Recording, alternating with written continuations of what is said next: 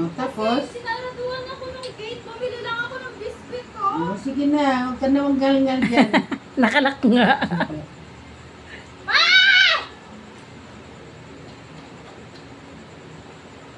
Tingnan mo ako.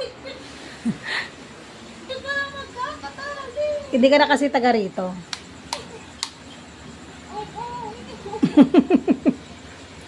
Dahil ba't mo daw sinaraduan si Donna? Sinasadya mo ba hindi? Ha? Hindi man alam na lumabas. De. Si Donna nasa labas. Nilak mo. Sinasadya mo ba?